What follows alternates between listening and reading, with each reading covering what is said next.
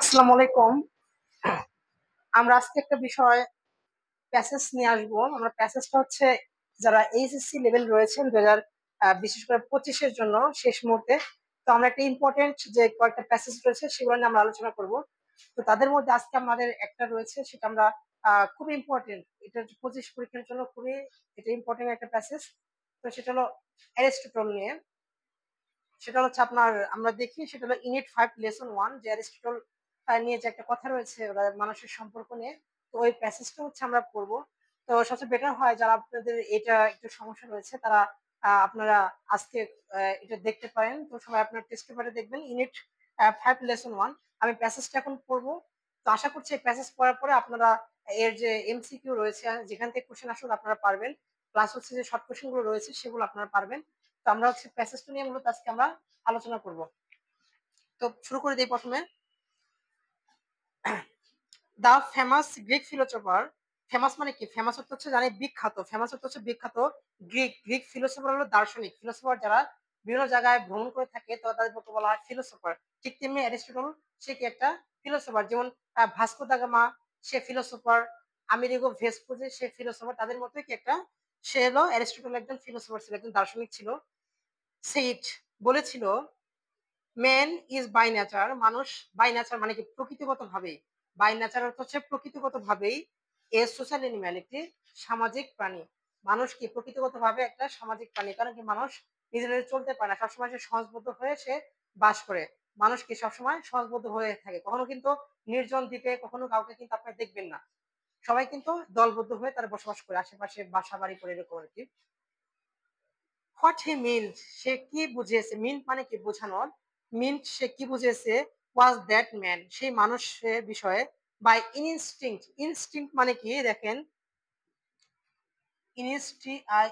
Instinct এটার বাংলা অন্তর্নিহিত, অন্তর্নিহিত মানে কি ভেতরে কি রয়েছে, ইনস্টিংক্ট আমার ইনস্টিংক্ট ভ্যালু মানে কি ভেতরের যে আমার কি একটা মূল্য রয়েছে, আমি কি গোল রয়েছে আমার, মানে মনের ভিতরে কথা বোঝানো হয়, সেই জন্য বলা হচ্ছে বাই ইনস্টিংক্ট।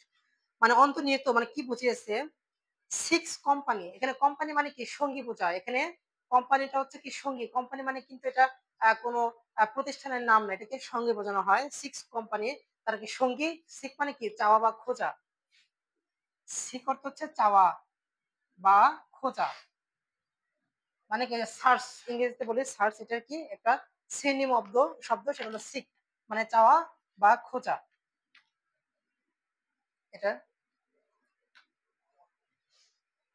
সিক কোম্পানি সঙ্গী চায় খোঁজে অফ আদার্স অন্যের, এন্ড এবং ইস্টাবলিশেস এবং স্থাপন করে রিলেশনশিপ সম্পর্ক স্থাপন করে।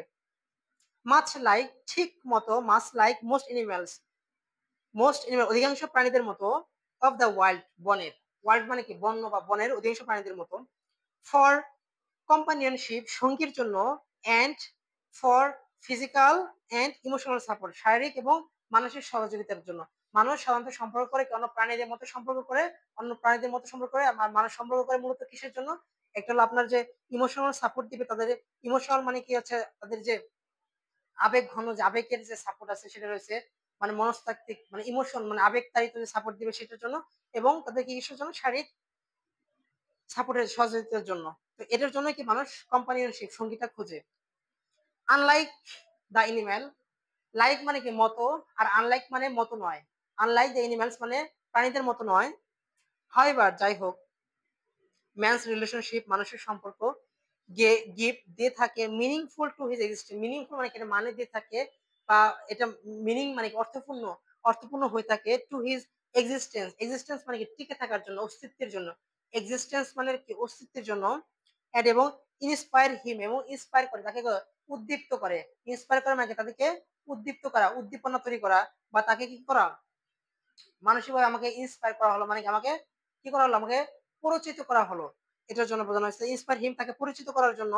To do well in education ভালো করতে, ইন এডুকেশন শিক্ষায়, ইন ওয়ার্ক প্লেস কর্মক্ষেত্রে, অর অথবা ইন এ প্রফেশন, প্রফেশন মানে কি, প্রফেশন মানে হচ্ছে পেশাদারিত্ব, পেশাদারিত্বে দ্যাট যেটা হি পার্সু সে যেটাকে চাচ্ছে বা সে যেটাকে সাধনা করছে, পার্সু মানে কি চাওয়া বা সাধনা করে, দীর্ঘদিন ধরে আপনি এটা পার্সু করেন, যেন আপনি একটা পার্সু আছে, এমবিবিএস ডিগ্রি অর্জন করবেন, ইঞ্জিনিয়ারিং করবেন, ভালো একটা বিশ্ববিদ্যালয়ে পড়বেন, এটা কি আপনি একটা পার্সু করছেন, আপনি সাধনা করছেন, আপনি মনের ভিতরে ধারণ করছেন, লালন পালন করছেন, এটা কি বোঝানো হয়েছে। রিলেশনশিপস সম্পর্ক আর অফ ডিফাইন্ড কাইন্ড, সেটাকে বিভিন্ন প্রকারের রয়েছে। সাম আর ফ্যামিলিয়াল, কিছু হলো ফ্যামিলিয়াল মানে কি আত্মীয়তা, ঘনিষ্ঠতা, আত্মীয়তা, এন্ড ইন্টিমেট, ইন্টিমেট মানে ঘনিষ্ঠতা, মানে আপনি যখন একটা বন্ধু একসাথে চলবে তখন এটা ইন্টিমেট তৈরি হয়, এটা ইন্টিমেসি তৈরি হয়, মানে একটা ঘনিষ্ঠতা তৈরি হয়। ফর্মড বাই, গঠিত হয়, ফর্ম বাই মানে কি গঠন করা, গঠিত হওয়া, ফর্মড বাই গঠিত হয় বাই ব্লাড, রক্ত দ্বারা, এন্ড এবং বাই ম্যারেজ এবং বিবাহ দ্বারা।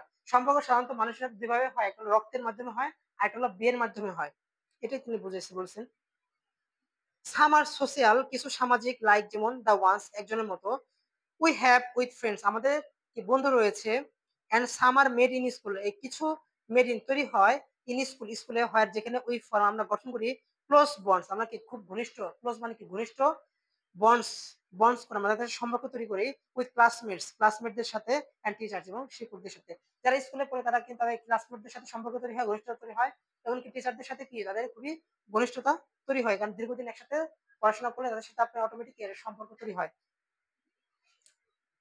রিলেশনশিপস সম্পর্ক ক্যান অলসো বি ফোস্টার্ড, ফোস্টার মানে কি লালন পালন করা যায়, ক্যান অলসো বি ফোস্টার লালন পালন করা যায় ইন ওয়ার্ক প্লেস, কর্মক্ষেত্রে, হুইচ যেটা মে কুইকলি যেটা দ্রুত চেঞ্জ পরিবর্তন হয় ফ্রম প্রফেশনাল টু সোশ্যাল, সেটা প্রফেশনাল মানে পেশাজীবী থেকে সোশ্যাল সামাজিকতা পরিণত হয়। যখন আমরা একসাথে নতুন একটা প্রতিষ্ঠানে কাজ করি তখন কি কেউ কাউকে চিনি না, তখন আমাদের সাথে একটা পেশাদারিত্ব প্রফেশনাল সম্পর্ক থাকে, কিন্তু ধীরে ধীরে আমরা কিন্তু ঘনিষ্ঠ হতে হতে তখন সেটা কি আমাদের একটা সামাজিকতা চলে যায়। যেমন একটা অনুষ্ঠান আচার অনুষ্ঠান আমরা যাদের আমাদের যারা পেশাজীবী যে রয়েছে তাদেরকে আমরা আহ দাওয়াত দিয়ে থাকি, ফ্রেন্ডদের আমরা দাওয়াত দিয়ে থাকি, এটাকে বোঝানো হয়েছে আর কি।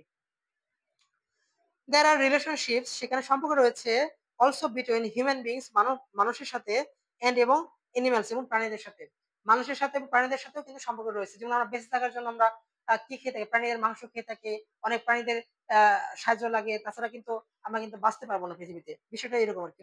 বিটুইন যেরকম ওরা বলছে চিলড্রেন এন্ড দেয়ার টয়েস, শিশুগণ এবং তাদের খেলনার সাথে, দ্যাট যেটা ক্যানট পার্ট উইথ, যেটা তাকে কি করতে পার্ট আলাদা করতে পারে না, ক্যানট পার্ট উইথ সেটা কি তারা আলাদা করতে পারে না, পার্ট মানে কি আলাদা অংশ।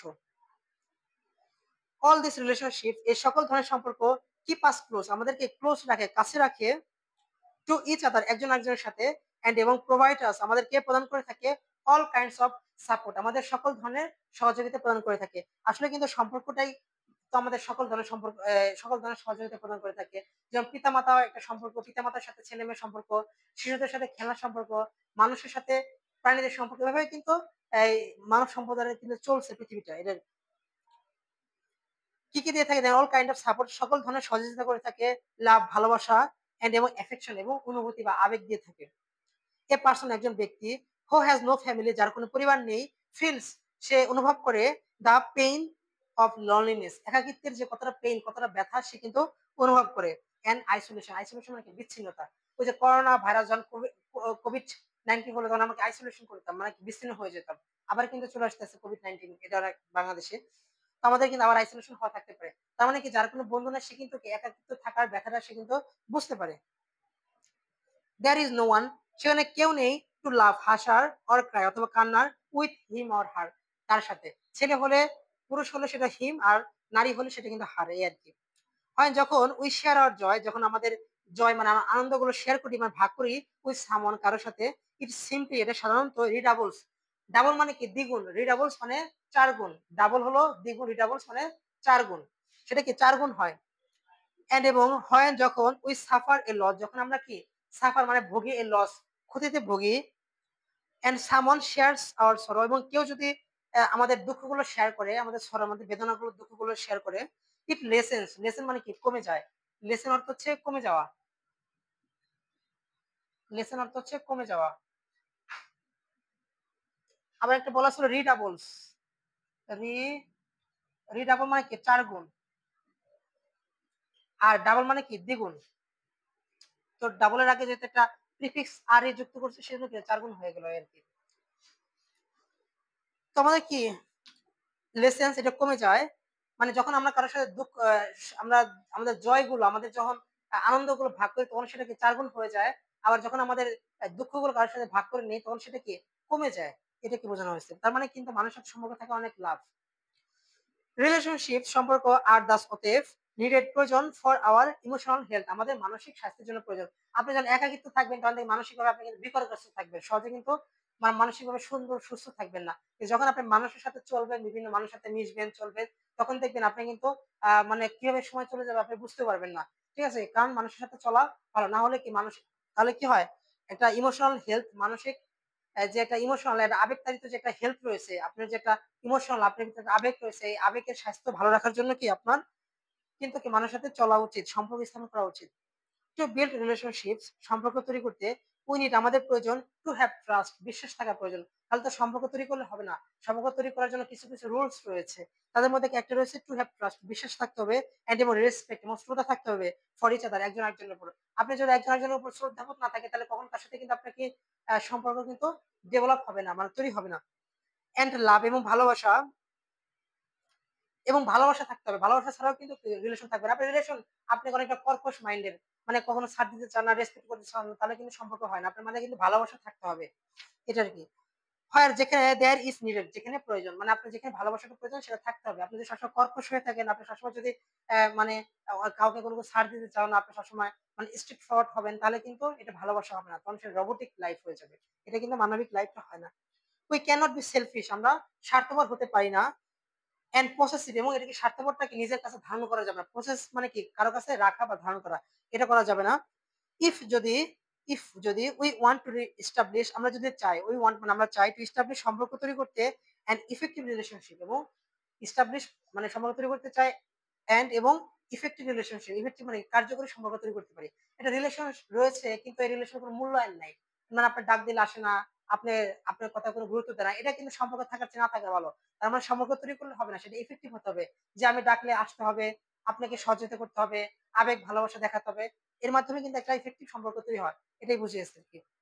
বাট কিন্তু কোয়াইট অফেন, মানে প্রায়ই উই সি, আমরা দেখি পিপল কোয়ারেলিং, মানুষ ঝগড়াঝাটি করছে, এন্ড এবং ফাইটিং উইথ ইচ আদার, একজন একজনের সাথে কি ফাইটিং করছে, মানে যুদ্ধ করছে।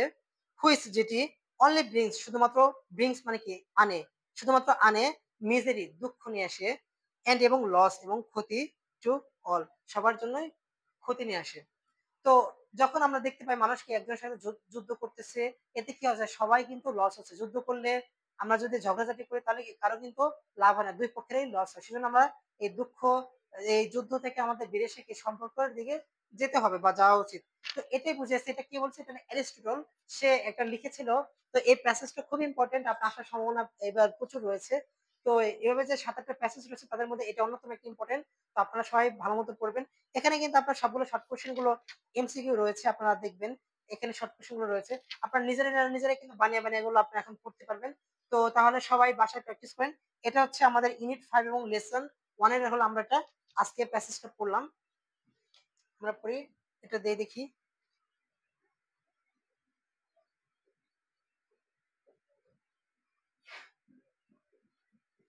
Aristotle, unit 5, lesson 1। এটা হলো ইংলিশ ফর টুডে, আপনার যে ফার্স্ট পেপার যে বইটা রয়েছে এটার মধ্যে এটা রয়েছে।